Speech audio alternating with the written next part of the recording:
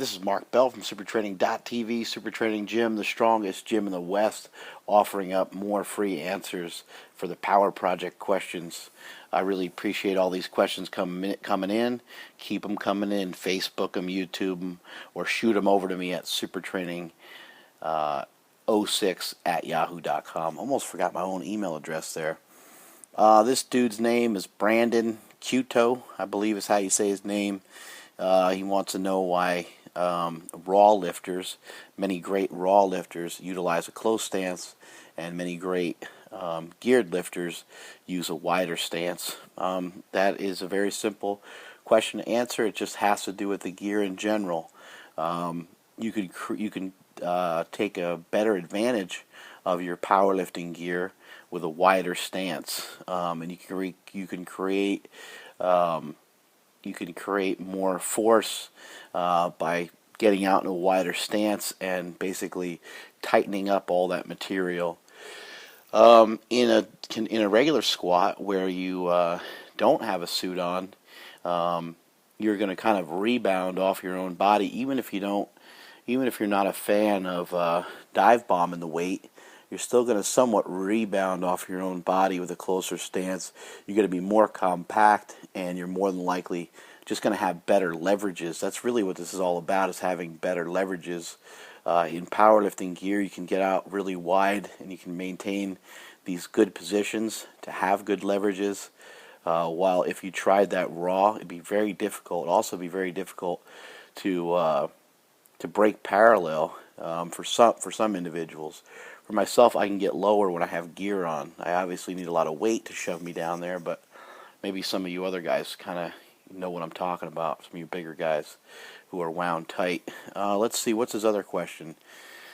He wants to know what's up with the elbows flaring out when people bench press. Is that a weakness? It can be sometimes. I mean, sometimes people just miss weights because the weight's heavy overall.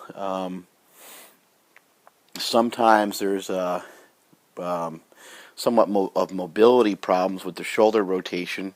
You want to try to have your shoulder like this when you bench press, and you want it locked back into the trap. And a lot of times what will happen is that shoulder become unscrewed.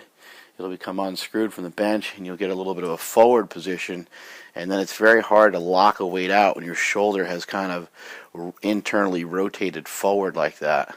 It's going to make it very difficult, because then you have to push the weight out even further, and you can also end up with a shoulder injury. Some things I've seen to help solve that: dumbbell bench pressing, taking your time with your benches as you're trying to make progress, not taking too big of a jump, working on getting in some volume, doing the weights, benching the weight the right way, benching the weight correctly, not trying to bench too explosively, just going through a normal range of motion at a somewhat normal speed. All those things will help. Also, try to practice tucking your elbows in a little bit. You don't want to have them over tucked so you get the gay pterodactyl thing going. You don't want that either. I saw a lot of people, a very common mistake I saw out at the Arnold this year, is when people were taking the weights out, they take the weights out like this in the bench press, and then they would wind up for it by trying to tuck the elbow in. When they did that, they got gay wrist. So not only were they a gay pterodactyl, they were a gay pterodactyl with a gay wrist, which is a no-no.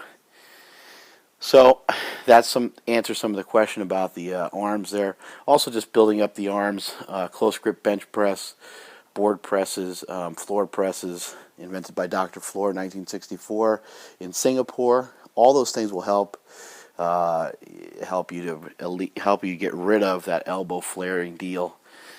And for others, it'll always remain. It'll just remain with heavier and heavier weights, hopefully. Also, you had a question about the knee caving in on the squat.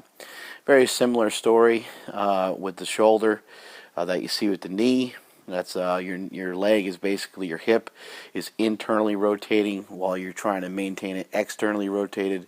Make sure your mobility is good. Make sure you have some decent amount of internal and external rotation of your hip. That's knees in, knees out.